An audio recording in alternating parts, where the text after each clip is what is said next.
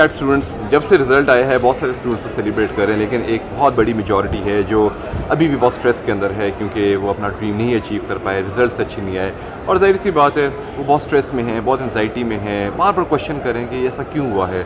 मुझे भी ढेर सारे मैसेज आ रहे हैं और मुझसे भी सवाल किया जा रहा है कि सर अब हम क्या करें, ये क्यों हुआ है हमारे साथ, हमने इतनी मेहनत की, इतना टाइम लगाया, हमारे माँ बाप ने रातों को जाग जाग कर तहज्जुद पढ़ पढ़ कर हमारे लिए दुआएं की और फिर भी हमसे कुछ भी ना हुआ।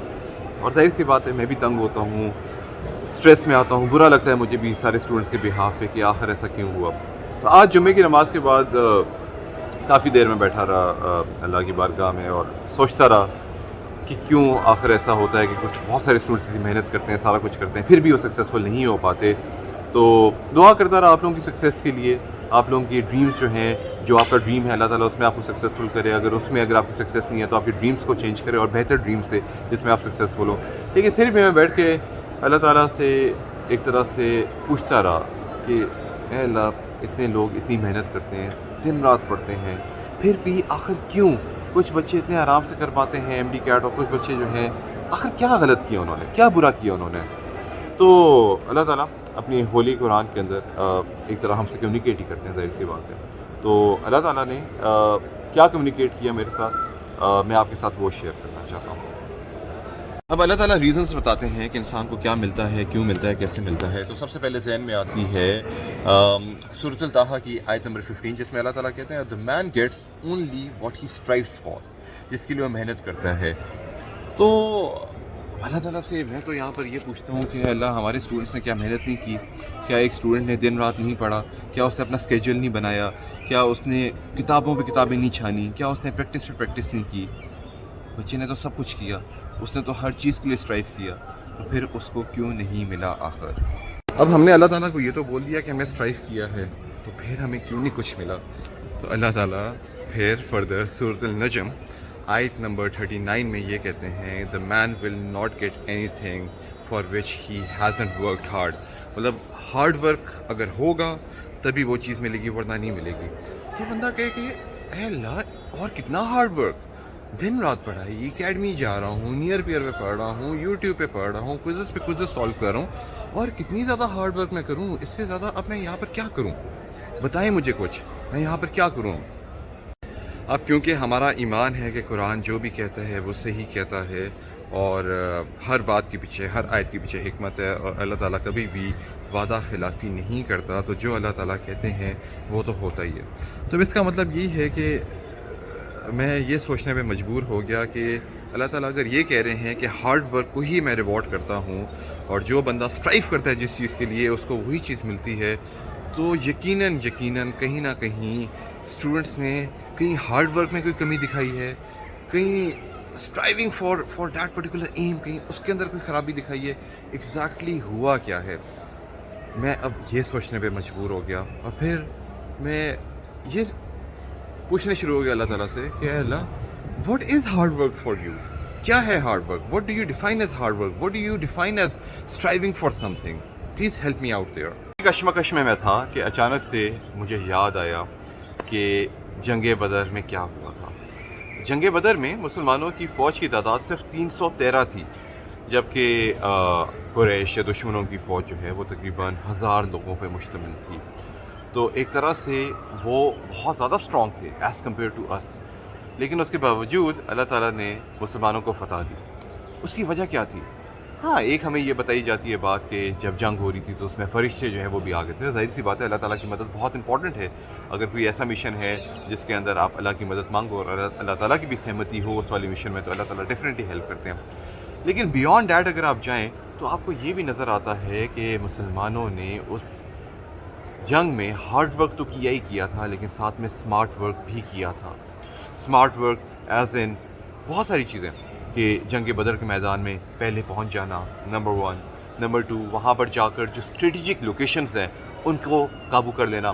फॉर एग्ज़ाम्पल कहाँ पर आपके पानी के कुएँ हैं, कहाँ पर आपको अपर लैंड मिली हुई है, माउंटेनियस लैंड, ताकि आपका नीचे का व्यू आपका सही हो। इस वजह से पानी भी उनके हाथ में, व्यू भी उनके हाथ में, स्ट्रेटेजिक लोकेशंस भी उनके हाथ में। उसके बाद जब अटैक की बारी आई तो अटैक सबसे पहले मुसलमानों ने किया जब जंग की बात आई। क्यों? क्योंकि उनको था कि यार we have to march forward, we have to win this war, we cannot give the enemies time for it. So they came up with a complete strategy, and that strategy actually converted into the winning. So hard work here might not only mean کہ بھئی ہم کسی طرح سے جو ہیں وہ اپنے آپ کو بیسٹ اکوپ کر لیں with all the things possible, but right strategy is very important as well. And that's the reason پھر مجھے یاد آتی ہے ایگزیکٹلی اس کے بعد کی جنگ مسلمانوں نے جو ہاری تھی.